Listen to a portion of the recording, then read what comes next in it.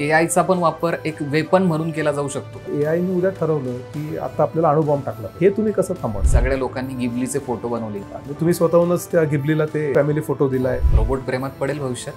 पडू शकतो. एआय वापरलं ऑपरेशन मध्ये. भविष्यामध्ये कॅन्सर नेमका का होतो हे शोधून काढून त्याच्यावर आधीपासूनच उपचार करेपर्यंत एआयची मदत जाऊ शकते. एआयचा धोका भविष्यात काय होऊ शकतो? मायक्रोसॉफ्टने नेमलेला माणूस होता, तो माणूस ऑफिसमध्ये बेशुद्ध पडला. गमतीने मी असं म्हणेन की आज समजा एखादा माणूस म्हणाला की मी एआयला हात लावणार नाही, एआय तुम्हाला हात लावणार. एआय अँकर्स टीव्हीवर काम करू शकतात का? जे पुन्हा नुसते आरडाओरडा करतायत आणि तेच काम एआयला करणं काहीच अवघड नाही. पण एक क्षण असा येऊ शकेल ज्या वेळेला एआय म्हणेल माणसाला की मला तर तुझी गरज नाही. त्यात माणसांनी एआयला सूचना द्यायच्याऐवजी एआय स्वतःच इतका हुशार बनेल की माणसांनी सूचना द्यायची तो वाटच बघणार. भूताला कंट्रोल कसं करायचं? ही मॉडेल्स तुम्ही ओपन सोर्स करू नका.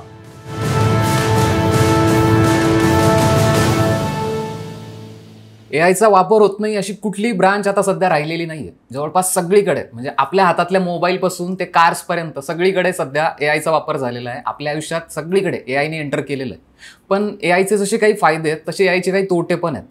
तर एआय काम कसं करतं, ते भविष्यात कसं डेव्हलप होऊ शकतं, किंवा ते कुठल्या प्रकारे काम करतं, तर या संदर्भात आपल्याला बोलण्यासाठी कोणी तज्ज्ञ माणूसच याबद्दल सगळी माहिती आपल्याला सांगू शकतो. तर असेच एआयचे एक मास्तर आज आपल्यासोबत आहेत. अतुल कहाते सर, नमस्कार. लगावतीच्या पॉडकास्टमध्ये मी तुमचं खूप खूप स्वागत करतो. धन्यवाद. एकंदरीत एआय बद्दल आज आपण चर्चा करणार आहोत. तर माझा प्रश्न तुम्हाला असा आहे की आता आपण बघतो जवळपास लहान मुलं आहेत किंवा येणारी जी पिढी जवळपास सगळी मोबाईलवर असते. त्यांचे प्रत्येक काम मोबाईलवर करतात. गेम डाउनलोड करणं असेल किंवा इमेज आर्ट बनवणं असेल, काही करायचं असेल तर ते मोबाईल आधी हातात घेतात. त्यांची क्रिएटिव्हिटीवर याचा किती परिणाम होऊ शकतो, किंवा मुलांच्या बुद्धिमत्तेवर एआयचा किती परिणाम होऊ शकतो एकंदरीतच? एआयचा खूपच मोठा दुष्परिणाम होऊ शकतो, याविषयी काही शंकाच नाही आहे. पण मला असं वाटतं की याचे दोन भाग पडतात. एक तर असं एक मानलं जातं की म्हणून शाळा कॉलेजेसमध्ये सगळीकडे उदाहरणार्थ चॅट जीपीटी किंवा अगदी टॅब्सपासून सगळ्या गोष्टींवर बंदी घालावी का, हा एक विचार आहे. आणि दुसरीकडे असं मानलं जातं की मुलांना ते सगळं वापरू द्यावं आणि त्यातून त्यांची क्रिएटिव्हिटी आणखीन कशी बहरता येईल असा विचार करावा. तर माझं वैयक्तिक मत असं आहे की या दोन्हीचा मध्य आपण गाठला पाहिजे. म्हणजे एकीकडे आपण पूर्णपणे त्याच्यावर आता बंदी आणू शकत नाही. कितीही प्रयत्न केले आणि मुलांना सांगितलं की उदाहरणार्थ शाळेतले प्रकल्प किंवा कॉलेजेसमध्ये प्रोजेक्ट्स हे तुम्ही चॅट जीपीटी वापरून करू नका, तर हे अशक्य आहे. आज कोणी हे ऐकणार नाही आणि त्यानुसार ते करणार, त्यावर कंट्रोल नाही ठेवता येत. बरोबर. तर या सगळ्याचा वापर कसा चांगल्या प्रकारे करता येईल यावर मला वाटतं खूप विचार झाला पाहिजे. दुसरी गोष्ट, तुम्ही जो अगदी मूळ मुद्दा मांडलात की याच्यामुळे मुलांमधली सर्जनशीलताच मुळात नष्ट होईल का, तर हे अगदी खरं आहे. म्हणजे या एआयचा वापर कुणी करावा, तर त्याला ज्या माणसाला हे सगळं माहीत आहे त्याला येतं आणि त्यांनी आपलं काम आणखीन सोपं करावं किंवा वेळात बचत करावी किंवा आपलं काम आणखीन चांगलं करावं, अशा प्रकारे करण्यासाठी याचा वापर केला पाहिजे. पण मुलं मुली मुळात भौतिक या सगळ्या जगामध्ये वावरताना या सगळ्या मोबाईलच्याच जगात बुडालेले असतील आणि त्यांनी मूलभूत गोष्टीच काही शिकल्या नाहीत, तर मात्र हा खूप मोठा धोका आहे. तर त्याच्यामुळे हे सगळं त्यांनी शिकलं पाहिजे आणि त्याच्यानंतर त्यांनी याचा वापर करावा, अशा प्रकारची व्यवस्था मला वाटतं आपण आणली पाहिजे. तुम्ही आता बोलले की मध्य काढावं लागेल आपल्याला, तर क्रिएटिव्हिटी वाढवता कशी येईल एआयचा वापर करून मुलांमधली? उदाहरणार्थ त्यांना समजा मुलांना सांगितलं की हे अमुक अमुक चित्र हे एआयने काढलेलं आहे, आता हे तुम्ही स्वतः याच्यामध्ये आणखीन वेगळा काय विचार आणू शकाल. एक चित्राचं उदाहरण किंवा एखादी कथा ही आता एआयने तयार केलेली आहे, तर तुम्ही स्वतः ही कथा आणखीन वेगळ्या प्रकारे कशी लिहू शकता. म्हणजे त्यांना एक सॅम्पल दाखवून आपण त्यांच्या बुद्धीने त्याला करायला लावू शकतो. बरोबर. म्हणजे असे नमुने दाखवून किंवा कुठल्याही विषयामध्ये एखादा प्रश्न, तर याचं उत्तर एआयने हे असं याचं उत्तर दिलेलं आहे, पण तुम्हाला काय वाटतं त्याबद्दल आणि त्याबद्दल आपण आणखीन चर्चा करूया का. त्याच्यामध्ये शिक्षकांचा आणि एकूणच शिक्षण व्यवस्थेचा खूप वेळ खर्च होणार आहे, यात काही वाद नाही. पण ते केलं नाही तर मुलं म्हणजे फक्त एआयच्या नादी लागून तयार उत्तरं छापणारे होणार, याच्याविषयी मला तरी शंका वाटत नाही. पण ते त्याला तितकं करण्यासाठी पालक किंवा शिक्षकही तितके सजग पाहिजेत ना.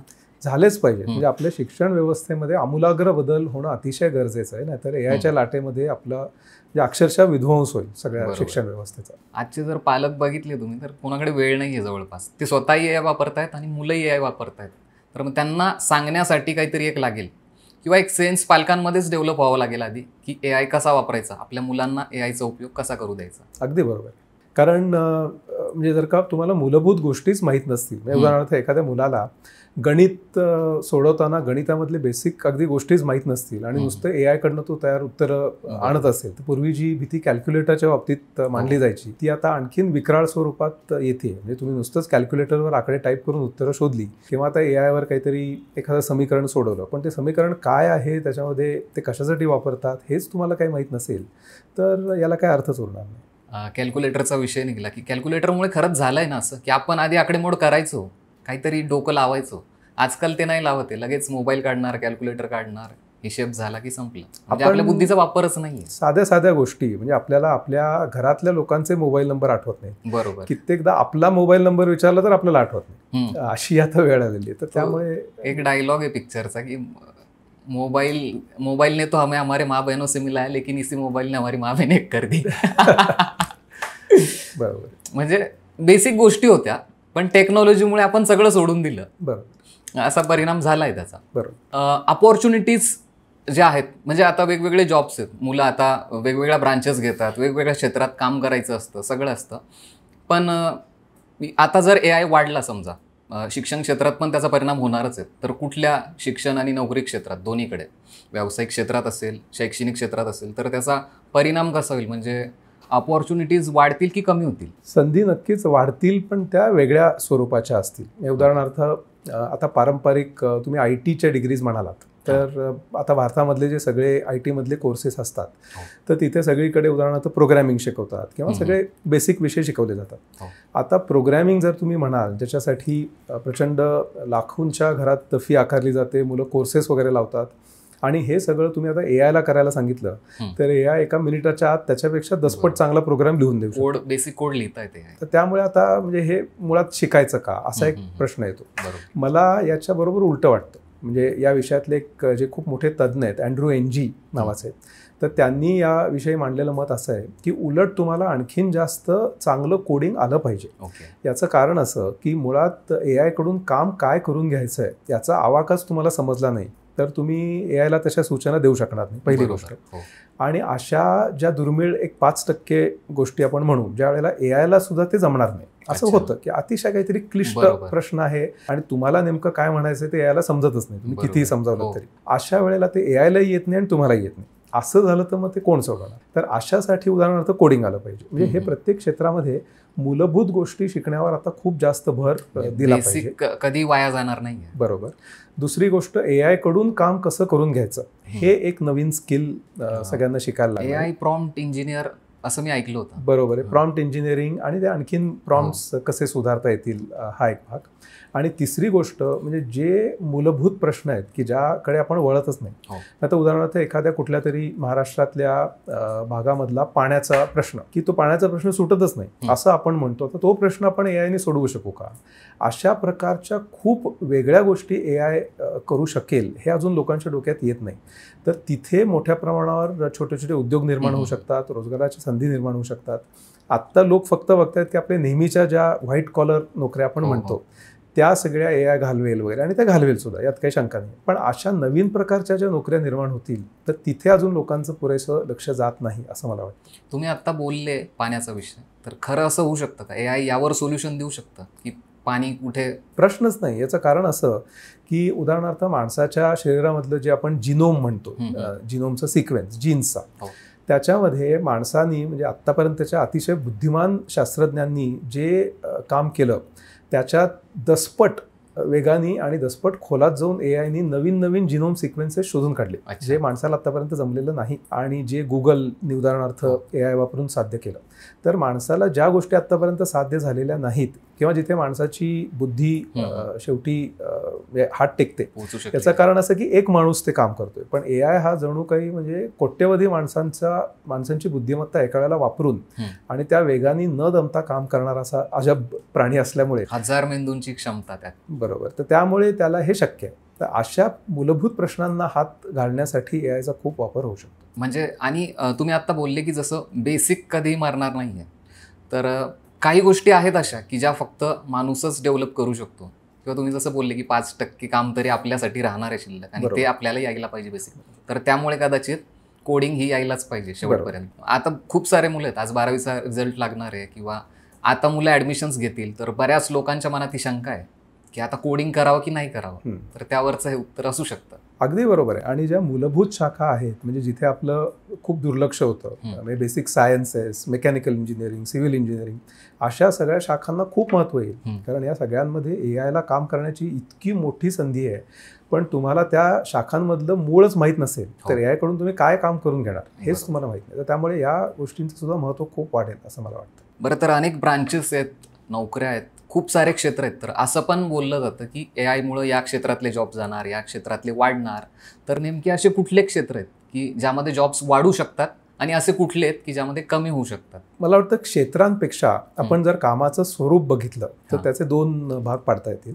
एक म्हणजे जिथे आपण तेच काम रोज करणारे जे लोक असतात, रिपिटेटिव्ह टास्क म्हणून, अशा ठिकाणच्या कामासाठी AI अतिशय योग्य आहे आणि अशा ठिकाणच्या नोकऱ्या नक्की जाणार, जिथे बुद्धी वापरायची गरज नाही. बरोबर. आता उदाहरणार्थ वेगवेगळ्या प्रकारचे जे कस्टमर सर्व्हिस रिप्रेझेंटेटिव्ह असतात, तर तिथे आता AI चॅटबॉट या गोष्टी सहज त्या ठिकाणी येऊ शकतात.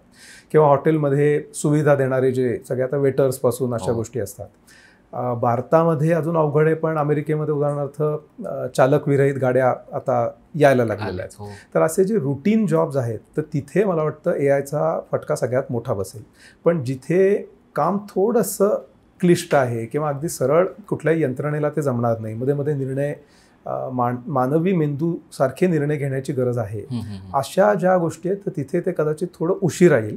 खरं सांगायचं तर जवळपास अशी कुठलीही गोष्ट नाहीये की जिथे AI काम करू शकणार नाही. म्हणजे भविष्यात त्या लेवलला पण AI जाणार आहे अगदी, की तो माणसाच्या बुद्धीलाही टॅकल करेल. बरोबर आहे. कारण AIचं तंत्रज्ञानच मुळात माणसाचा मेंदू जसा काम करतो तशाच प्रकारे काम करण्याच्या धर्तीवर उभारलेला असल्यामुळे जे मानवी मेंदूला शक्य ते यायला शक्य. व्हॉट नाव नावाचा एक पॉडकास्ट होता, बिल गेट्स आत्ता मध्यंतरी गेले होते त्यामध्ये, तर ते एक वाक्य बोलले होते की AI मुळे आपल्या कामाचे तास कमी होणार आहेत, म्हणजे आपल्याला कमी काम करावं लागेल, वर्क लाईफ बॅलन्ससाठी मदत होईल. ॲक्च्युली शक्य आहे का? मला असं वाटतं ही खूप दशकांपासून चालत आलेली, आपण ज्याला मिथ म्हणतो, अशी आहे. उदाहरणार्थ प्रसिद्ध अर्थतज्ञ जॉन मेनार्ड केन्सनी 1930च्या दशकामध्ये हे भाकीत केलेलं होतं की माणसाची एकूण सोबतता खूप वाढेल, जगभरात औद्योगिकरण झाल्यामुळे माणसाचे कामाचे तास खूप कमी होतील, आठवड्यातनं 3च दिवस काम करावं लागेल. पण आपण बघतोय की उलट माणसाचे कामाचे तास वाढत गेले. तर ही मानवी प्रवृत्ती आहे. म्हणजे AI मुळे निश्चितच कामाचा वेळ कमी होईल, पण माणूस पुन्हा दुसरं काहीतरी काम शोधून करत राहील. तर त्यामुळे मला असं वाटत नाही खरं सांगायचं तर माणसाच्या कामाचे तास कमी होतील. असं आपण म्हणू शकू कदाचित की परिश्रम कमी होतील. म्हणजे एखादी गोष्ट करण्यासाठी तुम्हाला मेहनत कमी लागेल. एखाद्या जे 10 तास लागत असतील तर आता कदाचित चुटकीसरशी होऊ शकेल, पण मग तो उरलेला वेळ तुम्ही पुन्हा दुसरीकडे वापरा. बाकी कामं जे आहेत ते तेवढेच राहणार आहेत. आणि एकूण भांडवलशाहीमध्ये हे अशक्य आहे. म्हणजे तुम्ही थोडंसंच काम करून घरी जा, आराम करा, असं कोणी म्हणणं शक्य इम्पॉसिबल आहे. म्हणजे AI आल्याने नोकरदार वर्ग जरी खुश असला तरी मालक लोक खुश नाही राहणार. उलट त्यांना जास्त संधी आहे आणखीन जास्त काम करून घेण्याची आणि लोकांना काढण्याची. म्हणजे एकंदरीत चांगला प्रोजेक्ट आहे त्यांच्यासाठी अर्थातच. मेडिकल फील्डमध्ये AI सध्या कुठल्या स्टेजला आहे? किंवा आता हॉस्पिटल क्षेत्रात आपण बऱ्याच वेळेला बघतो इंटरनेटवर की एखादं ऑपरेशन केलं, AI वापरून एखादा पार्ट लावला किंवा कुठल्या तरी पद्धतीने AI वापरलं ऑपरेशनमध्ये, तर सध्या ते कुठल्या स्टेजला आहे? सध्या मी असं म्हणेन की जिथे माणसाच्या एकूण शरीराच्या सगळ्या मूळ चाचण्या किंवा त्याचं शरीर व्यवस्थित चालू आहे ना हे बघण्यासाठीच्या ज्या गोष्टी आहेत तर तिथे AI चा वापर आता मोठा होतो. उदाहरणार्थ माझं ब्लड प्रेशर, शुगर लेवल, काय सगळे कोलेस्ट्रॉल, या सगळ्या गोष्टी मोजण्यापासून मी व्यायाम केल्यानंतर त्या व्यायामाचा ॲनालिसिस समजा, किंवा अशा प्रकारे इतर लोकांनी केलेला व्यायाम आणि जागतिक पातळीवर काय चालू आहे त्याच्यावरनं मला आणखीन काही सूचना मिळणं, अशा सगळ्या गोष्टी, किंवा मी माझ्या औषधांचा डोस, मला काही औषध असतील तर तो व्यवस्थित घेतोय ना, अशा सगळ्या गोष्टी AI ने आज शक्य आहेत. पण जिथे प्रत्यक्ष शस्त्रक्रिया करणं वगैरे आहे तर तिथे थोडंसं हे अजून काळजीने वापरलं जातं, कारण शेवटी माणसाचा जीव हा अमूल्य आहे, त्याच्यापेक्षा मौल्यवान काहीच नाही. आणि तिथे आपल्याला कुठलाही धोका पत्करायचा नसल्यामुळे हे थोडंसं सावधपणे वापरलं जातं. पण नजीकच्या काळामध्ये जसजसं ते आणखीन प्रगत होईल आणि थोड्याशा चाचण्या सुरुवातीला आपण असं म्हणू की अगदी हृदयाच्या वगैरे ऑपरेशनसाठी ते होणार नाही, किंवा फुफ्फुसांच्या वगैरे, कदाचित ते पायांचे ऑपरेशन, हाताचे ऑपरेशन, इथून ते सुरुवात होईल. म्हणजे एखादी ऑपरेशन चूक झाली दुर्दैवानी तरी ती सहन करण्यासारखी असू शकेल अशी आशा आहे. म्हणजे पण भविष्यामध्ये हे अगदी सर्रास सगळ्या शस्त्रक्रिया करायला लागेल. मेडिकल फील्डमध्ये असं आहे की सध्या तरी हे वापरलं जातंय खूप कमी प्रमाणात, किंवा आता आपण बघतोय की आपले जे स्मार्ट वॉच वगैरे असतात, तर स्मार्ट वॉचमधूनच आपल्याला किती पावलं चाललेत, हार्टबीट किती आहेत हे बेसिक समजतं. बरोबर. पण अजून भविष्यात कुठल्या पद्धतीने याला वापर केला जाऊ शकतो याचा जास्त पद्धतीने? जसं की तुम्ही आत्ता सांगितलं की अवघड शस्त्रक्रिया तर नाही होणार, पण तेही होऊ शकतं का भविष्यात? अगदी निश्चित. म्हणजे उदाहरणार्थ आत्ता आपल्याला समजा एखादा आजार माणसाला का होतो हे समजत नाही. म्हणजे उदाहरणार्थ कॅन्सरचा अजूनही माणसाला किंवा तज्ज्ञांना जे कळलेलं नाही, भविष्यामध्ये कॅन्सर नेमका का होतो हे शोधून काढून त्याच्यावर म्हणजे आधीपासूनच उपचार करेपर्यंत AIची मदत जाऊ शकते. याचं कारण असं की आत्ता फक्त आपल्याला माहिती आहे की पेशींमध्ये कुठला तरी बिघाड होतो आणि त्या अमर्याद स्वरूपात वाढायला लागतात म्हणून कॅन्सर होतो. पण त्याच्या मागचं आणखीन जे विज्ञान आहे हे अजून उलगडलेलं नाही आहे. पण हे उलगडण्याची क्षमता AIमध्ये आहे. काही गोष्टी अजूनही डॉक्टरांच्या आवाक्याबाहेर असतात, त्या कदाचित AI करू शकेल. बरोबर. आणि यासाठी तो डेव्हलप होऊ शकतो. हो, किंवा अगदी म्हणजे हृदयाची सुद्धा अतिशय क्लिष्ट शस्त्रक्रिया, म्हणजे आता उदाहरणार्थ ही केली तर हा माणूस वाचेल का नाही याची शाश्वती नाही, याचा प्रचंड मोठा अभ्यास करून AI सांगू शकतो की तुम्ही शस्त्रक्रिया करा किंवा करू नका. बरं, मग आपल्याला भविष्यात दवाखान्यात डॉक्टर्स दिसतील की इंजिनियर्स दिसतील? डॉक्टर दिसतील, पण ते डॉक्टर्स पुन्हा AIचा प्रचंड मोठ्या प्रमाणावर वापर करणारे डॉक्टर्स दिसतील. म्हणजे डॉक्टरांनाही इंजिनिअरिंग स्किल आता शिकावं लागणार. थोडक्यात पुन्हा त्यांचंही तेच आहे, मूलभूत ज्यांच्याकडे हे कौशल्य असेल ते त्या AIचा वापर जास्त चांगला करू शकतील. प्रत्येक क्षेत्रात हेच. बरोबर. आपल्याकडे ग्रामीण भागात काय होतं की इन्फ्रास्ट्रक्चर खूप कमी आहे, हॉस्पिटल्स कमी आहेत, मेडिकल सुविधा आजही मिळत नाहीत लोकांना. शहरी भागातही बऱ्याच ठिकाणी ही परिस्थिती आहे. आणि कोविडमध्ये तर आपण बघितलं की आपले खूपच हाल झाले होते. म्हणजे प्रत्येक बेसिक गोष्टीसाठी लोकांना मारमार करावी लागली, पळापळ करावी लागली. तर आता AI डेव्हलप होतोय हळूहळू. तर गव्हर्नमेंटला किंवा कोणतेही खाजगी संस्था असतील त्यांना AIचा काही वापर करून यामध्ये सुधारणा करता येईल का? मेडिकल फील्डमध्ये AIचा वापर करून सुधारणा करता येईल का? निश्चित करता येईल. म्हणजे अगदी याच्यापेक्षा वेगळं उदाहरण घ्यायचं तर साधं जे आता उदाहरण होतं UPIमुळे जे देशभरात घडलेलं आहे, की कुठे तुम्ही अगदी देशाच्या कानाकोपऱ्यात जरी गेलात तरी बऱ्याच ठिकाणी, अगदी 100% नसेल पण अगदी रिक्षावाल्यांपासून दुकानदारांपर्यंत सगळे ते सर्रास वापरतात. तर त्यामुळे जी पैशांची दरवेळेला कॅश घेऊन जाण्याची जी कटकट होती, हे एक प्रातिनिधिक उदाहरण म्हणून मी दिलं. पण AIचा वापर जर का अशा प्रकारे चालू झाला आणि त्या ठिकाणच्या लोकांना व्यवस्थित त्याचं ट्रेनिंग दिलं गेलं तर वैद्यकीय उपचारांच्या हेळसांडीच्या बाबतीत जो सगळा प्रकार घडतो, किंवा डॉक्टरच नसतात, आरोग्य अधिकारीच नसतात, नर्सेस नसतात, ह्या सगळ्या गोष्टी खूप मोठ्या प्रमाणावर खरं म्हणजे करता येणं शक्य आहे. पण त्याच्यासाठी आता पुन्हा इच्छाशक्ती पाहिजे, राजकीय पाठबळ पाहिजे, पण हे होऊ शकतं. बऱ्याच वेळेला काय होतं की गरोदर स्त्रिया असतात, त्यांच्या घराजवळ काही मेडिकल सुविधा नसते, त्यांना स्ट्रेचरवर किंवा खांद्यावर नेतात बऱ्याच वेळेला, आज पण बघतो आपण. बरोबर. तर यावर समजा AIची मदत होऊ शकते आपल्याला. अगदी. म्हणजे आता समजा त्या ठिकाणच्या नोंदी आता काही नसतातच, पण आता या नोंदी असतील की अशा गरोदर स्त्रिया या भागात आहेत, तर त्याच्या बाबतीतली भाकितं की कुठल्या स्त्रीला कुठलीही मदत केव्हा लागणार आहे त्यानुसार आधीच ॲम्ब्युलन्स अंदाज लावून एक मदत पुरवली जाऊ शकते. असं सगळं करणं शक्य आहे, अगदी सहज शक्य. म्हणजे AIची मेडिकलसाठी खूप चांगली मदत आपल्याला होऊ शकते, प्रश्नच नाही. विशेषतः भारतासारख्या देशामध्ये तर ह्या अतिशय गंभीर जो प्रश्न आहे, म्हणजे अगदी बालमृत्यूंपासून तुम्ही जे म्हणालात की गर्भधारणा झालेल्या स्त्रिया किंवा वृद्ध लोक किंवा ज्यांना खर्च परवडत नाही असे लोक, तर अशा खूप कमी खर्चामध्ये हे सगळी कामं करणं, कारण ते मास स्केलवर करता येऊ शकतं, तर हे शक्य आहे. मेडिकल खर्च वाढेल की कमी होईल? कमी होईल. कारण तुम्ही समजा एकच गोष्ट रिपिटेटिव्हली AI कडून करून घेऊ शकत असाल आणि आता मनुष्यबळाच्या अभावामुळे ती होऊ शकत नसेल, किंवा बरंचसं इन्फ्रास्ट्रक्चरचं जे आपण म्हणतो जो खर्च आहे तो सुद्धा याच्यातनं कमी होऊ शकत असेल, तर म्हणजे वन टाइम कदाचित तो खर्च जास्त असेल, वन टाइम इन्व्हेस्टमेंट आपण ज्याला म्हणू, पण नंतरचा जो रिपिटेटिव्ह खर्च आहे तर तो खर्च कमी होईल. याला काही काळ जाऊ शकतो मग? नक्कीच. म्हणजे आता एकतर ही सगळी सुविधा आणली पाहिजे, त्यासाठीचं इन्फ्रास्ट्रक्चर उभं केलं पाहिजे, पण इच्छाशक्ती आणि पाठबळ असेल तर पुढच्या अक्षरशः 5 वर्षात हे घडू शकतं. म्हणजे इन्फ्रास्ट्रक्चर आणल्या गेलं त्यानंतरही याला काही वेळ लागू शकतो का? सुरुवातीला तर काय होईल की ती जी किंमत लागली आहे त्या खर्चासाठी तर ती रिकव्हर करण्याचा प्रयत्न होईल. मग हे नॉर्मलाइज व्हायला वेळ लागेल ना. बरोबर. लोकांना ते एकतर सगळं पचलं पाहिजे, ते पचवण्यामध्ये 1-2 वर्ष जातील. बरोबर. सगळ्यांना प्रशिक्षित करण्यामध्ये वेळ जाईल. लोकांनी ते पचवून सुद्धा ते प्रत्यक्ष वापरणं आणि स्वीकारणं, म्हणजे कोणीतरी एखादी छोटी शस्त्रक्रिया उदाहरणार्थ रोबोटने केली तर ती खरोखरच यशस्वी झाली का नाही हे सगळं बघण्यात काही काळ जावा लागेल. नवीन तंत्रज्ञानावर विश्वास ठेवायला लोक थोडेसे घाबरतात. बरोबर. त्यामुळे मला वाटतं कमीत कमी 5 वर्ष तरी लागते, इच्छाशक्ती असेल तर. बरं, आजकाल ताणतणाव इतका वाढला आहे, सगळे लोक जवळपास टेन्शनमध्ये, मेंटल हेल्थ बद्दल सगळीकडे बोललं जातं, अवेअरनेस प्रोग्राम्स होतात, काय काय अजून मेंटल हेल्थवर सगळीकडे आजकाल चर्चा केली जाते. तर AI आणि मेंटल हेल्थ यांच्यामध्ये कसा समन्वय होऊ शकतो, किंवा AI ची मेंटल हेल्थमध्ये कशी मदत होऊ शकते? आता उदाहरणार्थ जपानसारख्या देशामध्ये आपल्याला कदाचित माहीत असेल की जिथे जन्मदर अतिशय कमी असल्यामुळे खूप जास्त प्रमाणात वृद्ध लोक आहेत.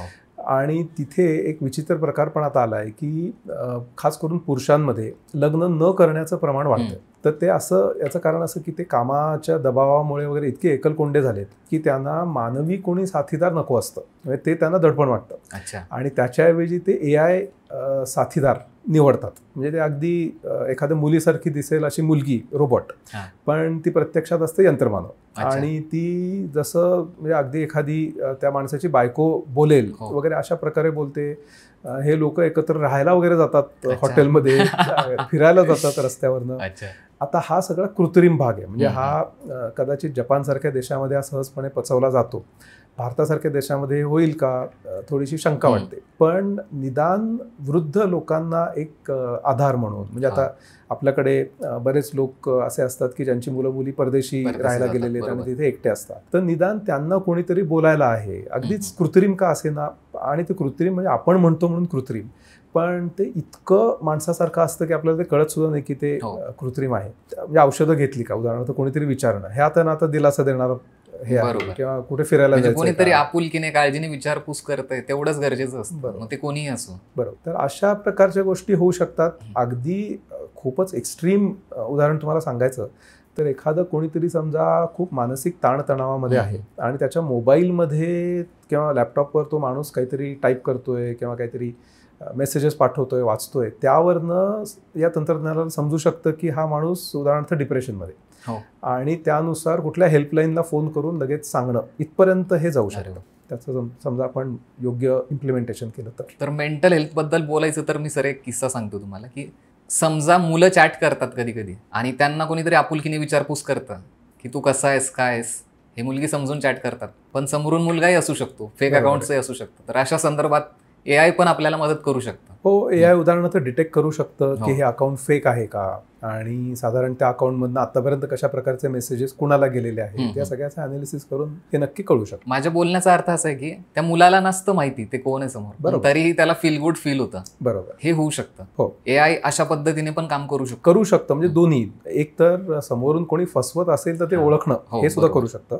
आणि AI एजंट समजा तुमच्या चॅटमध्ये तुम्ही स्वतःच लावलेला असेल तर त्या माणसाच्या साधारण भावना समजून घेऊन त्यानुसार प्रतिसाद देणं आणि दिलासा देणं, अशाही गोष्टी AI नक्कीच करू शकतात. इंस्टाग्रामवर एक नवीन फीचर आलंय आता, जस्ट 15-20 दिवसांपूर्वी, की AI बॉट्स आहेत, त्यांचे अकाउंट्स आहेत, मुलांचे मुलींचे, त्यावर प्रोफाईल पिक्चर्स असतात, तर तुम्ही त्यांच्याशी चॅट करू शकता आणि ते उत्तरं देऊ शकतात. तर म्हणजे या पद्धतीने AI मेंटल हेल्थवर काम करू शकतं. बरोबर. कारण आता दुर्दैवाने असं झालंय की मोबाईल आणि एकूण आपल्या कुटुंब पद्धतीमुळे सगळे एकाकी पडल्यासारखे आयुष्य जगत असतात. असं व्हायला नाही पाहिजे. पण ज्या कुटुंबामध्ये असे प्रश्न असतील तिथे हे उत्तर असू शकतं. रायटिंग फील्ड खूप मोठी आहे, खूप क्रिएटिव्ह आहे, पण आता चॅट जीपीटी आलं तेव्हा बोललं जात होतं की चॅट जीपीटी कविता लिहितो, स्टोरी लिहितो. तर स्टोरी टेलिंग असेल, रायटिंग असेल, या फील्डवर AI कसा परिणाम करू शकतं? तर महाप्रचंड परिणाम होणार यात काही शंका नाही. म्हणजे मागे तर हॉलिवूडमध्ये यामुळे मोठा संप झाला होता आणि AIचा वापर कसा व्हावा याविषयी खूप प्रश्न विचारले गेले होते. तर मला असं वाटतं की हा सोपा प्रश्न नाही आहे. कारण आत्तापर्यंत जे निर्मित झालेलं नाही आहे तशी निर्मिती आणि तुम्हाला हवी तशी करून देण्याचं सामर्थ्य AIमध्ये आहे, यात काही शंका नाही आहे. आणि ते आणखीन अधिकाधिक सुधारत आहे. म्हणजे आपण जितकी जास्त माहिती AIला पुरवू शिकण्यासाठी त्यानुसार ते आणखीन समृद्ध होत जाणार. आणि त्यामुळे उद्याच्या पटकथा, उद्याची छायाचित्र, पुस्तकांची मुखपृष्ठ, हे सगळं AI निश्चितपणे करू शकेल. तर याचं असं खरं स्पष्ट उत्तर देणं अवघड आहे. मला वाटतं खूप व्यापक पातळीवर याचा विचार झाला पाहिजे आणि त्याविषयी काहीतरी आखलं पाहिजे. आता AI सध्या बेसिक स्टेजला आहे. म्हणजे ChatGPTला जर तुम्ही एखादा प्रश्न विचारला तर ते खूप ठोकळ उत्तर देतं तुम्हाला. म्हणजे जशी विकिपीडियाची माहिती असेल तसं. ज्यावेळेला हे पूर्ण डेव्हलप होईल किंवा डेव्हलपिंग स्टेजला जाईल आणि जर खरंच ते 100% क्रिएटिव्ह करायला लागलं तर किती परिणाम होईल? प्रचंड परिणाम होईल. म्हणजे आणि हे व्हायला काही वेळ लागणार नाही. पुढच्या 6 महिने ते वर्षभरात हे होईल असं जवळपास दिसतंय. कारण ChatGPT बघा, तुम्ही जेमिनी बघा, कुठलेही AI बघा, तर महिन्याला जवळपास त्यांच्या कोणाच्या ना कोणाच्या नवीन आवृत्त्या येत असतात. त्या आधीपेक्षा खूप जास्त प्रभावी असतात आणि हा प्रभाव नुसता असा म्हणजे आपण ज्याला एका रेषेत वाढणारा प्रभाव म्हणत नाही, आपण ज्याला एक्सपोनेन्शियल म्हणतो, असा तो प्रभाव असतो. म्हणजे आधीपेक्षा त्या कैक पटींनी जास्त चांगला झालेला असतो. जास्त भयानक आहे. आहेच, म्हणजे यात काही शंकाच नाही. मग रायटर लोकांच्या नोकऱ्या जाऊ शकतात? प्रश्नच नाही आहे. म्हणजे लेखक, चित्रकार, कवी, छायाचित्रकार या सगळ्यांच्या म्हणजे हा अगदी मुळावर घाला घालणारा हा प्रश्न. परत एक बेसिक प्रश्न असा आहे की तुम्ही जसं बोलले होते आधी की बेसिक तुम्हाला यायला पाहिजे, मग तुमच्यासाठी काही जागा उरणार. रायटिंग फील्डमध्ये येऊ शकतं का? तिथे सुद्धा होऊ शकतं. म्हणजे आता जी मूळ क्रिएटिव्हिटी आहे ही शेवटी माणसाचीच आहे. म्हणजे आपण माणसाच्या मेंदूला जे येतं तेच आपण यायला शिकवतो असं आपण म्हणतो. आणि अशा गोष्टी निश्चित असल्या पाहिजेत की म्हणजे माणसाची प्रतिभा अजून तेवढी फुललेलीच नाहीये. म्हणजे इतके महान आत्तापर्यंत अगदी शेक्सपियर पासून पुलंपर्यंत, नाथरींपर्यंत आपल्याकडचे काही लोक असे होऊन गेलेले आहेत, तरी सुद्धा आणखीन काहीतरी नवीन प्रतिभावंत येतातच. तर त्यामुळे ती जी प्रतिभा आहे असे लोक येतीलच. तर त्यामुळे हे पूर्ण संपेल असं अजिबात नाही. पण जे लोक पुन्हा तिथे सुद्धा रुटीन प्रकारचं काम करतात, बरोबर, तिथे त्यांना रिअल टॅलेंट कायम राहणार. बरोबर. AI अँकर्स आणले होते काही चॅनल्सने. म्हणजे ओरिजिनल अँकर्सला साईड करून AI मॉड्यूल तयार केले. ते बातम्या द्यायचे, ते इन्फॉर्मेशन द्यायचे. काही प्रमाणात चालला हा प्रोजेक्ट, काही प्रमाणात बंद पडला. खर्चिक होतं वाटतं खूप. तर जर झालंच, हे मॉडेल जास्त डेव्हलप झालं किंवा एकदम रियालिटी आणली गेली त्यात, तर हे होऊ शकतं का ॲक्च्युली? AI अँकर्स टीव्हीवर काम करू शकतात का? अगदी निश्चित करू शकतात, यात काही शंकाच नाही आहे.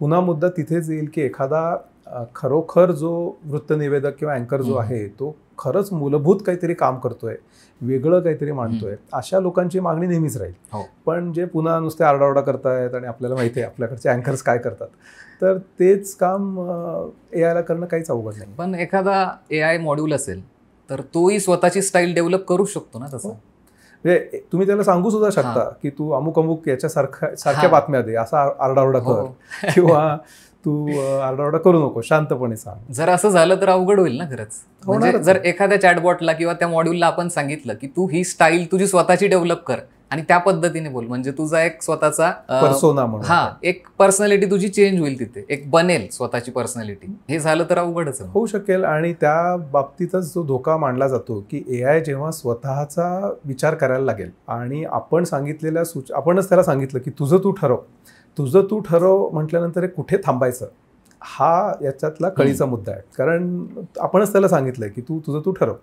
आणि हे आता अँकरच्या बाबतीत झालं, पण उद्या सगळ्या यंत्रणांच्या बाबतीत आपण यायला सांगितलं की तुझं तू ठरव म्हणजे हा कंट्रोल मग कुठे आणायचा आणि मग तो त्यानंतर माणसाच्या सूचना ऐकेल का? कारण आपणच त्याला एकदा सांगितलं की तुला जे वाटतं ते कर. हा खूप कळीचा मुद्दा आहे. एज ऑफ अल्ट्रॉन, रोबोट्स, हे पिक्चर्स होते, बेसिक याच थीमवर होते. बरोबर. वाटते त्या विज्ञान कथा मानल्या जात होत्या, पण ते सत्यात फिक्शन फिल्म म्हणून हे आलेले आहेत. पण आज आपण बघतोय की हे होतंय, हे होऊ शकतं. कोर्टामध्ये निकाल देण्यासाठी किंवा जजमेंट देण्यासाठी AI वापरलं जाऊ शकतं का? कारण एक केस आहे, कोलंबियामध्ये एका न्यायाधीशाने काय केलं होतं की ChatGPT वापरलं होतं एका केससाठी. आणि त्यांनी काय केलं की त्याचा ड्राफ्ट जो होता ना निकालाचा, तर तो ChatGPTने बनवला. म्हणजे फायनल डिसिजन जो होता तो त्यांनी त्यांच्या बुद्धीनेच दिला, पण तो जो ड्राफ्ट होता पूर्ण, तर तो GPTने बनवला. तर AI रॅशनल आहे समजा की तो बायस असतो, तो नाही चांगलं, त्याच्यासाठी चांगलं कोण वाईट कोण हे त्याला नसतं माहिती. तर या लॉ प्रोसेसमध्ये किंवा ज्युडिशियल प्रोसेसमध्ये AI वापरला जाऊ शकतो का? निश्चित वापरला जाऊ शकतो. तुम्ही जसं म्हणालात की शेवटचा अंतिम निकाल कदाचित न्यायाधीशच देतील किंवा ज्युरीज देतील आणि ती माणसं असतील, पण त्यांनी AIचा प्रचंड वापर केलेला असेल. म्हणजे नुसते न्यायाधीश नव्हे, वकील त्यांच्या केसेस लढण्यासाठी AI वापरतील, त्याच्या विरुद्धचे वकील सुद्धा AI वापरतील. तर त्यामुळे आता पुन्हा AIचा वापर त्यात कोण जास्त चांगला करेल त्यानुसार कदाचित त्याचा निकाल पण ठरेल आणि न्यायाधीश सुद्धा वापरतील, यात काही शंकाच नाही. म्हणजे ज्या बुद्धीच्या ब्रांचेस आहेत किंवा बुद्धी वापरतात त्या क्षेत्रात, तिथेही AI घुसणारच आहेत शेवटी. शेवटी कसं आहे म्हणजे एक मला वाटतं एक मुद्दा इथे सांगावासा वाटतो मला, की आपल्याला असं वाटतं की हे अतिशय बुद्धिमान लोक म्हणजे वकील, डॉक्टर्स, न्यायाधीश आपण म्हणू, त्यांच्या ठिकाणी आपण AI ला आणतोय आणि त्यांच्या बुद्धीची आपण कुठेतरी म्हणजे आपण असं म्हणतो की त्यांना कमी लेखतोय, असं नाहीये. इथे काय होतंय की हे लोक त्यांची बुद्धी वापरून AIचा वापर करतात. म्हणजे ते आता उदाहरणार्थ एखादा वकील हा AI ला म्हणतोय की असा प्रश्न आहे आणि माझं असं मत आहे, तो AI ला फक्त त्याच्या संदर्भात आणखीन माहिती मागतोय किंवा काहीतरी आपण ज्याला म्हणू व्हॅलिडेशन, मला हे वाटतं हे बरोबर आहे का, असं ते लोक AI वापरतील. त्यामुळे सध्या कोर्टात सहाय्यक वकील असतो बघा, एक मागे बाजूला बसलेला, तो डॉक्युमेंट्स देणार, फाईल देणार, तर ते काम AI करणार. अशा गोष्टींची तर काही गरजच नाही. म्हणजे या सगळ्या सरसकट AI अगदी सहजपणे करू शकतो. अख्खेच्या अख्खे ड्राफ्ट्स लिहून देऊ शकतं. म्हणजे तुम्ही फक्त सांगितलं की मला अमुक अमुक हे प्रकरण आहे, हा फिर्यादी, हा आरोपी वगैरे वगैरे, अख्खा ड्राफ्ट तुम्हाला एका सेकंदात मिळू शकतो. ते जे काही मॉड्यूल असेल त्यामध्ये सगळा कायदा फिट असेल सगळं. आणि पुन्हा तुम्ही सांगितले ही कलम, ही उपकलम, हे नको ते नको, तो सगळं करून देईल. यावरून तो एक निकाल बनवेल, तो आपल्यासमोर देईल. ओके. जेफ्री हिंटन, ज्यांना AIचे जनक म्हणतात, फादर ऑफ AI, तर त्यांनी ज्या वेळेला गुगल सोडली त्यावेळेला ते काय म्हणाले होते की आता तुम्ही बघून घ्या तुमचं, म्हणजे हे खूप खतरनाक होणार आहे पुढे जाऊन, असा सल्ला त्यांनी दिला होता. स्वतः त्यांनी कामही केलं, पण ते एका बाजूने सावधही करतायत.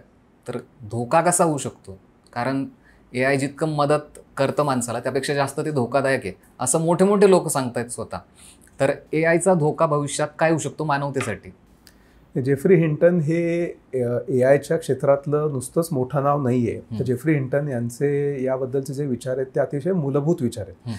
म्हणजे नुसतंच कुठल्या तरी एखाद्या माणसाने काहीतरी मोठी भाकितं करावीत किंवा घाबरवून सोडावं असा हा प्रकार नाही आहे. याचं कारण असं की AIची जी मूळ संकल्पना जवळपास 40-50 वर्ष वेगवेगळ्या प्रकारे लोकांनी आणण्याचा प्रयत्न केला आणि ती अयशस्वी ठरली.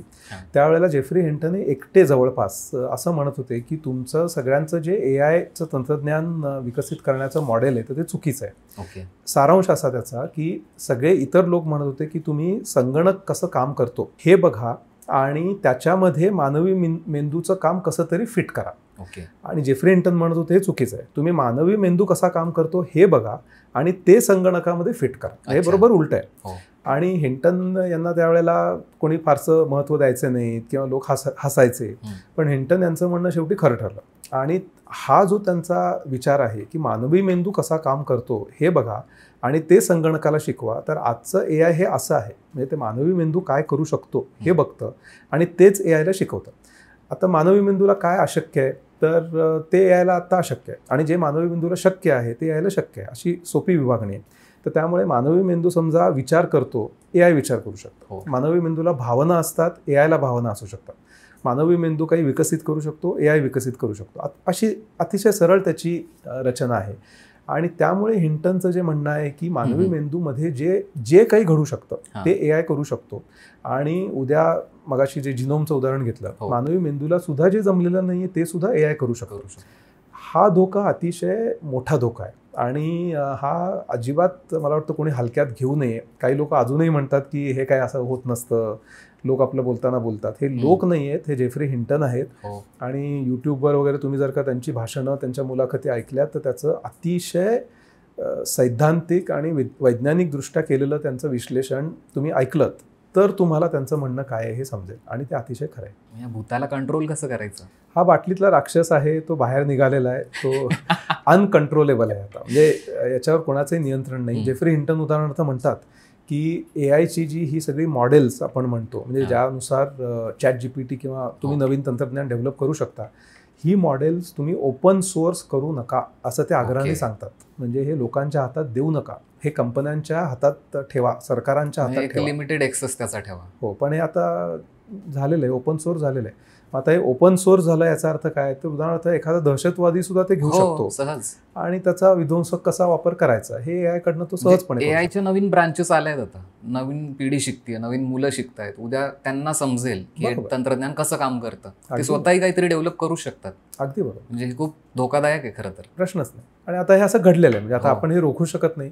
तर त्यामुळे एकूण याच्यावर जागतिक पातळीवर मध्ये ज्या चर्चा होत असतात G20 मध्ये वगैरे की AI ला नियंत्रणात कसं ठेवायचं, खूप अवघड आहे म्हणजे हे सगळं यावर आवरणं. फक्त चर्चाच होऊ शकते, आता ते ऍक्च्युअल मध्ये प्रोसेस नाही होऊ शकत. बरोबर, कारण तो आता राक्षस निघालेला आहे बाहेर. सुपर इंटेलिजंट एआय नावाचा एक प्रकार आहे, म्हणजे एआयचा एआयची पुढची स्टेप आहे, ती पुढचा पार्ट आहे. तर तो कसा काम करू शकतो आणि आताचा एआय आणि तो भविष्यात येणारा एआय यात काय फरक असेल? अगदी सोप्या शब्दात सांगायचं तर सध्या अजूनही माणसाचं एआयवर नियंत्रण आहे आणि पुढची काही वर्ष ते राहील असा अंदाज आहे. काही लोकांच्या मते 2030 साली ते संपुष्टात येईल, काही लोकांच्या मते 2034, असे काही काही वेगवेगळे अंदाज लोक मांडतात. पण एक क्षण असा येऊ शकेल ज्या वेळेला एआय म्हणेल माणसाला की मला तर तुझी गरज नाही, अप्रत्यक्षपणे. म्हणजे थोडक्यात माणसांनी एआयला सूचना द्यायच्याऐवजी एआय स्वतःच इतका हुशार बनेल की माणसांनी सूचना द्यायची तो वाटच बघणार नाही. आणि तो क्षण आला आणि माणसाचं त्यावरचं नियंत्रण गेलं तर आपण त्याला सुपर इंटेलिजन्स असं म्हणू. सुपर इंटेलिजन्सची दुसरी एक व्याख्या अशी करतात की एआय म्हणजे ज्याला नॅरो एआय असं म्हणतात आणि ब्रॉड एआय. नॅरो म्हणजे तुम्ही काही काही क्षेत्रांमध्ये एआयचा वापर करू शकता. उदाहरणार्थ भाषेच्या बाबतीत एआय खूप समृद्ध आहे, पण म्हणून एआय काही सगळ्याच गोष्टी करू शकत नाही आज. पण जेव्हा हे नॅरो एआयचं ब्रॉड एआय होईल तर त्यावेळेला सगळ्याच क्षेत्रांमध्ये सगळ्याच कामांसाठी त्याचा वापर केला जाईल आणि ते सुपर इंटेलिजंट बनेल.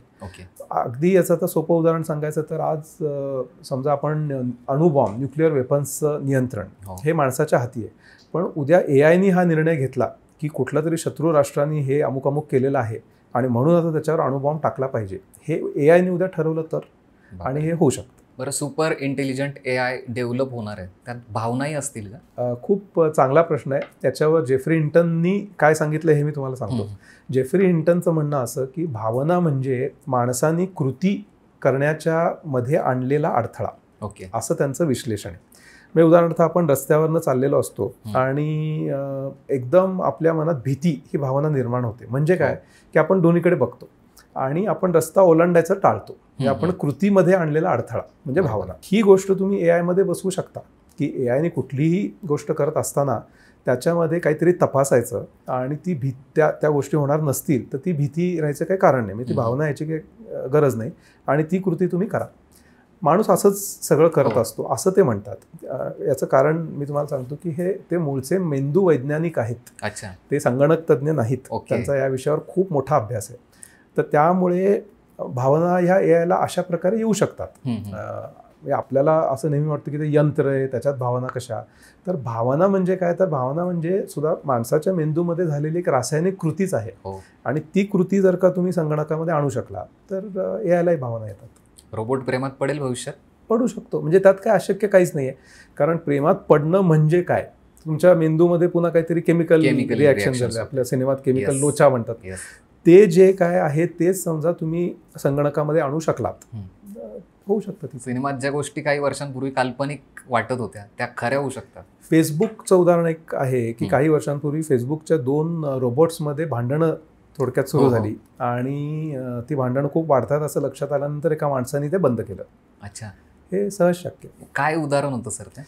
2 रोबोट्सनी एक यंत्रणेचा ताबा घेण्याचा प्रयत्न सुरू केला आणि त्या दरम्यान त्यांच्यात चढाओढ निर्माण झाली आणि भांडणं सुरू झाली त्यांची. इंटरनल क्लॅश त्यांच्यामध्येच झाला आणि ते एका माणसाच्या लक्षात आल्यामुळे त्यांनी ते थांबवलं आणि ते बंद करून टाकलं. जर हे झालं नसतं तर माहित नाही, म्हणजे पुढे काय होऊ शकतं. आपण एक सिनेमा आहे एज ऑफ अल्ट्रॉन नावाचा, त्यामध्ये हे होतं.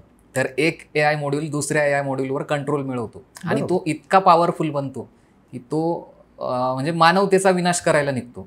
म्हणजे ही कन्सेप्ट ऍक्च्युअल खरी होतीये. म्हणजे किती भयानक आहे. आधीच्या काळामध्ये ना सर युद्ध तलवारीने शस्त्रांनी खेळले जायचे. आता डिजिटल काळ आलाय आणि डिजिटल वेपन्स आलेत. तर आता एआयचा पण वापर एक वेपन म्हणून केला जाऊ शकतो जागतिक युद्धात, एकमेकांविरोधात. अगदी किंवा ऑटोमिक लेवलचं ते आहे. म्हणजे एआयचा उल्लेखच असा करतात की हे पण एक टाईपचं ऑटोमिक वेपन आहे किंवा त्यापेक्षा जास्त भयंकर आहे. तर युद्धामध्ये याचा कसा वापर होऊ शकतो? एक उदाहरण सांगतो तुम्हाला. म्हणजे पहिला जो जगामधला सायबर हल्ला गाजला युद्धाच्या स्वरूपात, तर त्याला स्टक्सनेट असं म्हणतात. तर तो अमेरिका आणि इस्रायलनी साधारण 2013च्या सुमाराला इराणवर केला होता. तर इराण अणुबॉम्ब तयार करतंय असा अमेरिका आणि इस्रायलचा संशय होता. इराणचं म्हणणं होतं की आम्ही अणुबॉम्ब निर्माण करत नसून आम्ही अणु ऊर्जेसाठी युरेनियम वापरतोय. आता त्यातलं खरं खोटं माहीत नाही, कारण दोन्ही देश पुन्हा आपापल्या बाजूनी बोलणार. हम्म. पण त्या अणुबॉम्बसाठी किंवा अणुऊर्जेसाठी युरेनियम एनरिचमेंट म्हणून प्रकार करावा लागतो, म्हणजे अच्छा. शुद्धीकरण. जे Okay. युरेनियम तुम्ही वापरता इंधन म्हणून, तर त्याचं आणखीन शुद्धीकरण. ते शुद्धीकरण करण्याची सगळी संगणकीय जी प्रक्रिया होती, हां. तर ती हे स्टक्सनेट नावाचं एक नेटवर्क वापरून अमेरिका आणि इस्रायलने ती ठप्प करून टाकली. ओके. आणि त्यामुळे इराणचा अणुबॉम्ब स्ट्रोक अणुऊर्जा जो काही प्रकल्प हो. होता तो रद्द झाला. आता AI सारख्या तंत्रज्ञानाची याच्यात भर पडली तर AI याच्या पुढे जाऊन असे जगामध्ये कुठे कुठे प्रकल्प चालू आहेत किंवा खरोखरच हे अणुबॉम्ब आहे का अणुऊर्जा आहे, हम्म. हे सगळी आत्ता ज्ञात नसलेली माहिती तुम्हाला देऊ शकतं. बरोबर. आणि त्याच्यामुळे हे हल्ले आणखीन भयंकर होऊ शकतात. किंवा उदाहरणार्थ एखाद्या अतिशय म्हणजे विकृत प्रकारचे जे पृथ्वीवर दुर्दैवाने काही देश आहेत, त्या देशामधल्या सत्ताधाऱ्यांना कळलं की अमुक अमुक ठिकाणी आता हल्ला केला तर तो सगळ्यात जास्त प्रभावी ठरेल, हो. कारण सगळ्यात जास्त लोक आहेत किंवा ठराविक प्रकारचे लोक आहेत, त्यांचे जे शत्रू असतील, हो. किंवा हल्ला करण्यासाठीची योग्य वेळ आहे. अशा असंख्य गोष्टी, अशा ॲनालिसिससाठी सुद्धा AI वापरला जाऊ शकतो. आणि हे अतिशय घातक आणि दुर्दैवी आहे. म्हणजे खूप जास्त भयानक प्रमाणातही AI ला हत्यार म्हणून वापरलं जाऊ शकतं. बरोबर. ऑटोमिक वेपन बद्दल आता जगामध्ये पॉलिसी आहे काहीतरी, म्हणजे नो फर्स्ट यूज वगैरे अशा पॉलिसीज आहेत. बरोबर. आणि शक्यतो खूप कमी शक्यता आहे की लोक वापरतील किंवा बरोबर. कुठला देश वापरेल. AIच्या बाबतीत तो कंट्रोल नाही आहे. पण हो, कारण म्हणजे तुम्ही सगळंच ऑटोमेशन केलं हो. आणि लष्करामध्ये किंवा लष्करी यंत्रणांमध्ये सुद्धा तुम्ही मोठ्या प्रमाणावर AI आणलं, तर ते नियंत्रण ठेवणं ही आता सगळ्या सरकारांची आणि लष्कराची जबाबदारी असणार आहे. चुकून असा काही अपघात घडला तर तो अपघात म्हणजे मानवजात नष्ट होऊ करणारा शकतो. असू शकतो. याचं भान आता कारण सगळ्यांना AI ला आलं काही दिवसांनी कंट्रोलचीही गरज नसणार आहे. तो त्याच्या मनाने काम करणार आहे. बरोबर. तरी खूपच अवघड आहे. कारण त्याचा वापर जर का तुम्ही तुमचं पारंपरिक युद्ध लढण्यासाठी करत असाल हो. तर ते तुम्ही नेमकं कुठे थांबवणार? म्हणजे तुम्ही असं म्हणू शकत नाही की आता या ठिकाणी मला सैनिक पाठवायचे आहेत किंवा काही विमानांनी हल्ला करायचा आहे, त्यासाठी मला AIचा इंटेलिजन्स पाहिजे. हो. पण असं करत करत AIने उद्या ठरवलं की आता हे पुरेसं नाही आहे आणि आता आपल्याला अणुबॉम्ब टाकला पाहिजे. हो. हे तुम्ही कसं थांबवणार? हे सगळे कंट्रोल्स तुम्हाला मध्ये आणले पाहिजेत आणि हे खूप काळजीने करायला काहीतरी पाहिजे. रेग्युलेशन लागणारच आहे आपल्याला. डेटा सिक्युरिटी हा खूप महत्त्वाचा मुद्दा आता यामध्ये येतोय. केम्ब्रिज अनालिटिकाचं प्रकरण झालं होतं बघा मागे, फेसबुकचा डेटा बरोबर. वापरून AI मॉड्यूल्स तयार केले. हा सिक्युरिटीचा मुद्दा होता. दुसरा भाग असा की आता मागच्या महिन्यात आपण बघितलं की सगळ्या लोकांनी गिबलीचे फोटो बनवले, गिबली आर्ट बनवल्या. त्यानंतर अशी बातमी आली की OpenAI जी कंपनी आहे, तर गिबलीचा वापर करून ते तुमचा डेटा कलेक्ट करत आहे, माहिती जमा करत आहे, AI मॉड्यूलला ते ट्रेन करत आहे तुमचे फोटोज देऊन. तर सिक्युरिटीचा मुद्दा किती महत्त्वाचा असू शकतो? AIच्या काळामध्ये आपण सिक्युरिटी कशी जपू शकतो? किती अफेक्ट होऊ शकतं यावर? अतिशय महत्त्वाचा मुद्दा आहे. म्हणजे लोक ज्या प्रकारे सगळी समाज माध्यमं वापरतात, हो. खास करून इंस्टाग्राम, ट्विटर, यूट्यूब, व्हॉट्सॲप, त्याच्यामध्ये इतक्या मोठ्या प्रमाणावर माहिती या सगळ्या मोठ्या मोठ्या कंपन्यांना मिळत असते, तर त्यातनंच हे AIचे मॉडेल शिकत असतात. हो. मुळात AI तयार कसं होतं हे लोकांनी समजा जाणून घेतलं तर AI मध्ये आपण काही कोडिंग करत नाही. म्हणजे कोडिंग थोडंसं असतं, पण AIचं सगळं जे तंत्रज्ञान असतं हे आपण AIला शिकवण्यावर आधारलेलं असतं. अच्छा. म्हणजे जसं आपण म्हणू की एखादा मुलगा मांजर हे कसं ओळखायला शिकतो, तर त्या मुलांनी समजा 5-7 वेळेला मांजर बघितलं, त्याचे काहीतरी व्हिडिओ पण बघितले, समोर मांजराशी तो खेळला वेळ, तो म्हणायला लागतो की मांजर. हो. म्हणजे त्याच्या मेंदूमध्ये विविध प्रकारे मांजर म्हणजे नेमकं काय या गोष्टी पक्क्या होतात. हो. असंच AI शिकत असतं. म्हणजे AI शिकतं जे, तर त्याच्यासाठी त्याला डेटा लागतो. हो. आणि हा डेटा समजा आपणच पुरवत असू तर AIला अर्थातच शिकणं खूप सोपं आहे. त्याच्यानुसार पॅटर्न्स आखणं सोपं आहे. आपण बरेचदा म्हणतो AIमध्ये पूर्वग्रह असतात. हो. म्हणजे उदाहरणार्थ स्त्रियांना नोकऱ्या नाकारल्या जातात. अमेरिकेमध्ये कृष्णवर्णीय लोकांना नोकऱ्या बरोबर. नाकारल्या जातात. हो. हे सगळं कुठनं येतं? तर माणसाचा जो पूर्वग्रह माणूस शिकलेला आहे तो आपण AIला शिकवतोय. म्हणजे हे सगळं शिकवत AI शिकत असतो. हो. मग हे शिकत असताना समजा आता एखाद्या कुटुंबाचे फोटो AIनी मिळवले, आता त्याला कळतं की हे एकत्र कुटुंब आहे, म्हणजे ह्या माणसांचं एकमेकांची नातं आहे. तुम्ही स्वतःहूनच त्या गिबलीला ते फॅमिली फोटो दिलाय, त्यातनं तो शिकलाय. मग त्याच्यानंतर तो आणखीन शोधून काढेल की या माणसाचे आणखीन इतर कोणाबरोबर फोटो आहेत, आणि अशी तो चेन बनवून तो शिकत राहील. आता तुम्ही बोलले की अमेरिकेत कृष्णवंशीयांना नोकऱ्या नाकारल्या, कुठे महिलांना नोकऱ्या नाकारल्या. तर डेव्हलपर जो असेल त्याची संस्कृती त्यामध्ये उतरेल का? डेव्हलपरपेक्षा एकूण डेटा काय सांगतो, म्हणजे आतापर्यंत समजा इतिहासात असं घडलेलं आहे की स्त्रियांना दुय्यम वागणूक दिलेली आहे, कृष्णवर्णियांना नोकऱ्या मिळत नाही, हे डेटामध्ये आहे. ते रिफ्लेक्ट होते की 1000 अर्ज आले आणि त्या 1000पैकी 800 गौरवर्णियांनाच दिल्या नोकऱ्या, किंवा स्त्रियांनी इतके अर्ज केले पण विविध कारणांसाठी त्यांना नाकारले. हाच डेटा एआयला ट्रेनिंग म्हणजे शिकण्यासाठी म्हणून मिळतो. आणि त्यामुळे एआय जेव्हा शिकतो आणि स्वतः निकाल द्यायला लागतो तेव्हा तो पण तेच सांगतो की गौरवर्णियांना नोकऱ्या द्या किंवा स्त्रियांबद्दल द्वेष बाळगा. तर हे माणसामधला द्वेष त्याच्यामध्ये उतरलेला आहे.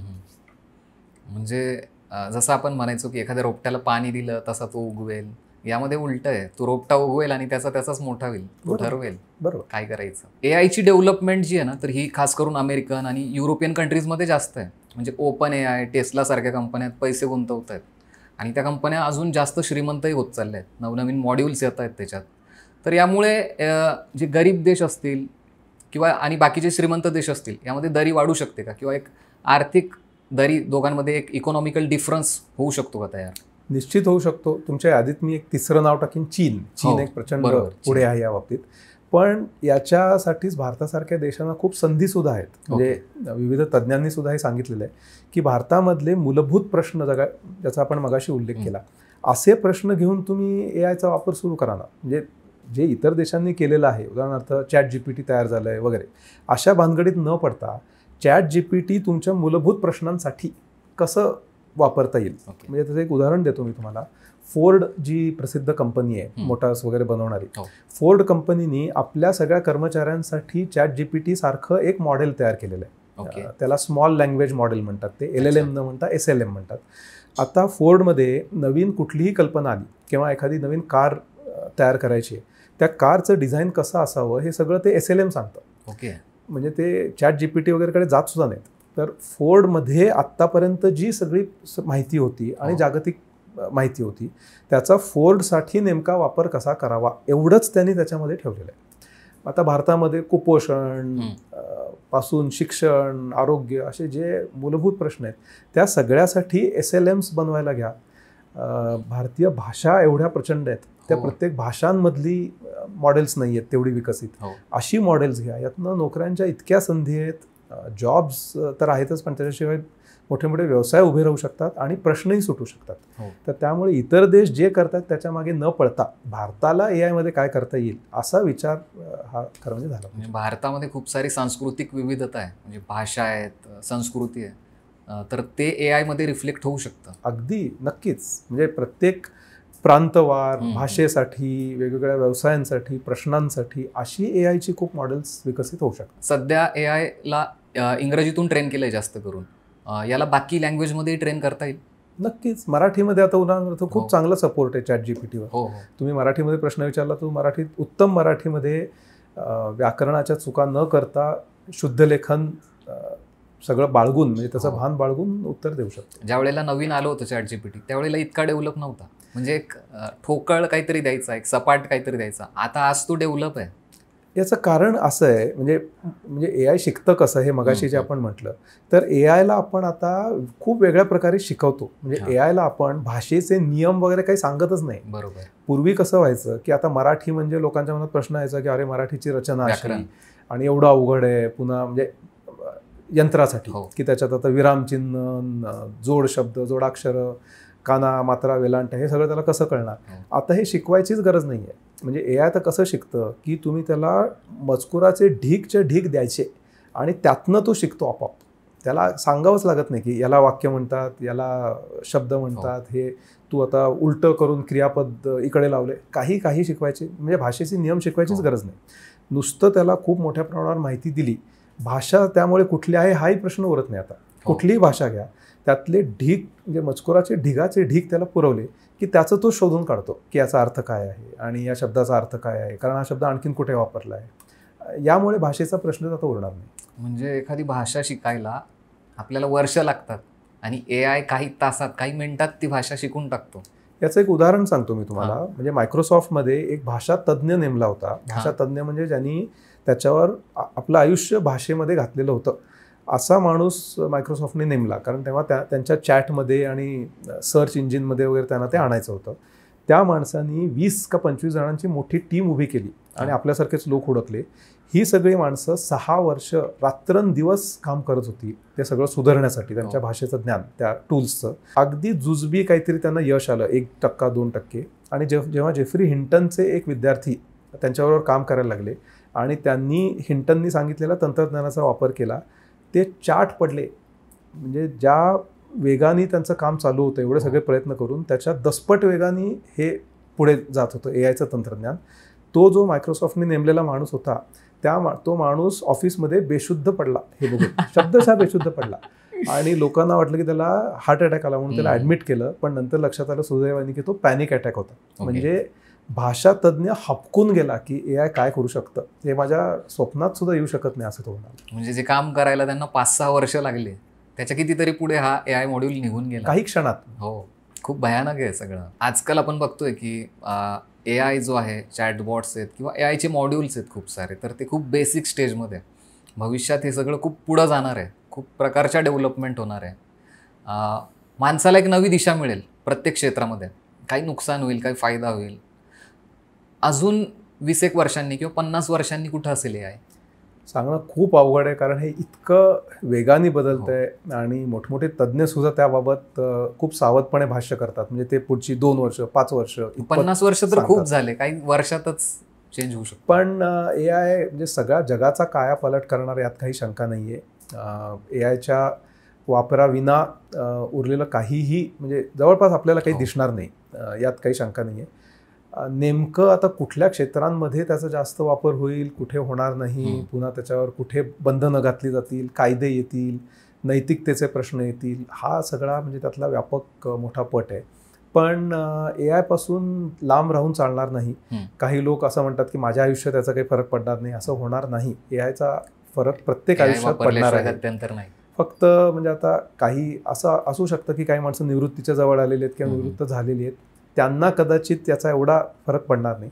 पण जे अगदी आता नोकऱ्या किंवा व्यवसाय याच्या क्षेत्रांमध्ये उतरायला उत्सुक आहेत, अशा लोकांनी एआय बद्दल जाणून घेणं हे अपरिहार्य आहे. कारण त्यांचं आयुष्य सगळं आता याच्यावर अवलंबून असणार आहे. ज्या वेळेला कम्प्युटर आले होते 80s मध्ये, त्यावेळेला लोक असं म्हणत होते ना काही काही की मी कम्प्युटरला हात नाही लावणार. पण आज कम्प्युटरशिवाय आपलं काहीच काम होत नाही. तर त्या पद्धतीने एआयचंही होऊ शकतं. समजा गमतीने मी असं म्हणेन की आज समजा एखादा माणूस म्हणाला की मी एआयला हात लावणार नाही, एआय तुम्हाला हात लावणार. कुठल्या ना कुठल्या पद्धतीने एआय तुम्हाला अफेक्ट करणारच आहे. कितीही झालं तरी एआय हा एक कम्प्युटर आहे आणि तो निर्णय देणार आपल्याला. पण त्याच्या निर्णय क्षमतेवर किती विश्वास ठेवायचा हे आपल्यावर आहे. तर त्याच्या निर्णय क्षमतेवर आपण किती विश्वास ठेवू शकतो? आज जर का तुम्ही म्हणालात तर आपण तो विश्वास ठेवू शकत नाही. याचं कारण एआयची मॉडेल्स अजून तितकी परिपूर्ण नाही आहेत. पण जसजशी ती अधिकाधिक ट्रेन होत आहेत म्हणजे काय, तर त्यांना जास्तीत जास्त आपण माहिती पुरवतोय. मी उदाहरणार्थ आता न्यायालयाचं आपण म्हणालो. आत्ताच समजा एआयला आत्तापर्यंतच्या गेल्या 50 वर्षातल्या काही ठराविक केसेसबद्दलची माहिती आपण त्याला ट्रेनिंग म्हणून दिलेली असेल. आता आणखीन उरलेल्या केसेसची आणि गेल्या 50 नव्हे तर गेल्या 200 वर्षातली माहिती पुरवली, तर तो अधिकाधिक समृद्ध होत जाईल. आणि त्याच्यामुळे भविष्यातल्या एआय मधली निर्णय क्षमता ही आत्तापेक्षा आणखीन जास्त असेल. आणि एक क्षण असा निश्चित येईल की ज्यावेळेला माणसाच्या निर्णय क्षमतेशी जवळपास तुलना करणारी किंवा त्याहूनही जास्त चांगली क्षमता ही एआयमध्ये असेल. आता पुन्हा त्याच्यामध्ये एक मुद्दा शेवटी असा येतो की तरीही माणसाने त्याच्यावर विश्वास ठेवावा का, आणि त्याच्यामध्ये पुन्हा नैतिकतेचा प्रश्न येतो, भावनिक प्रश्न येतात. तर त्यामुळे ते वापरायचं का नाही हा शेवटी निर्णय आपला आहे. पण तुम्ही नुसतंच याच्या पातळीवर म्हणालात की ती क्षमता येऊ शकेल का, तर त्याचं उत्तर हो आहे. म्हणजे एक चांगला सहकारी होऊ शकतो एआय. प्रश्नच नाही. दुसरा प्रश्न असा आहे की देशाच्या सिक्युरिटीमध्ये एआय हेल्पफुल होऊ शकतो का? जसं की आता पहलगामचा एक हल्ला झाला, तर त्यामध्ये आपली शक्ती कमी पडली किंवा आपण कुठेतरी कमी पडू शकतो अशा वेळेला, की डोंगराळ भाग असेल, काहीतरी असं वातावरण असेल, तर त्यावेळेला आपल्याला नाही समजू शकत. तर एआय यामध्ये कसा हेल्पफुल होऊ शकतो? अगदी साध्या ड्रोनच्या वापरांपासून हे होऊ शकतं. पण याच्यामध्ये एक आपण लक्षात घेतलं पाहिजे की एआयचा वापर निश्चित होऊ शकतो, यात काही शंकाच नाही. पण त्याच्याचबरोबर दुसरीकडे दहशतवादी सुद्धा ते वापरू शकतात. तर त्यामुळे याच्यात पुन्हा वरचढ कोण ठरेल एआयच्या वापराच्या बाबतीत, तो याच्यामध्ये सरस ठरेल. पण विविध देशांनी याचा वापर काही प्रमाणात सुरू केलेला आहे. म्हणजे उदाहरणार्थ बॉर्डर मॉनिटरिंग किंवा ड्रोनच्या वापराने आणि एआयच्या डेटा ॲनालिसिसच्या माध्यमातून आणखीन संभाव्य हल्ले कुठे होऊ शकतात. कुठे जास्त धोके असू शकतात. पण हे खूप मोठ्या प्रमाणावर करता येऊ शकतं. पण दुसरा धोका आहेच की ते शत्रूच्या हातात सुद्धा तेच अस्त्र आहे, हे सुद्धा आपल्याला लक्षात म्हणजे पण जर दोन्ही बाजूने म्हणजे सिक्युरिटी फोर्सेस असतील किंवा दहशतवादी संघटना असतील, दोघांकडे एकच तंत्रज्ञान असेल तर त्याचा फारसा उपयोगच नाही होणार ना. तसं नाही होणार, कारण त्यांच्याकडे हल्ले कसे करायचे यासाठीचं मॉडेल असेल आणि आपल्याकडे बचाव कसा करायचा असं मॉडेल असेल. त्याच्यात कोण वरचढ ठरेल तो वरचढ ठरेल. तर हे होते अतुल कहाते सर. AI बद्दल त्यांनी आपल्याला सगळी माहिती दिली आहे. AI बद्दलच्या सगळ्या रंजक गोष्टी ज्या आहेत तर त्या आपण सरांकडून जाणून घेतलेल्या आहेत. तर ही रंजक माहिती तुम्हाला कशी वाटली आम्हाला कमेंट करून नक्की सांगा. आणि असेच नवनवीन व्हिडिओ पाहण्यासाठी, अशी नवनवीन माहिती तुम्हाला जर मिळवायची असेल तर यासाठी आमच्या लगावबत्ती या YouTube चॅनलला नक्की सबस्क्राईब करा.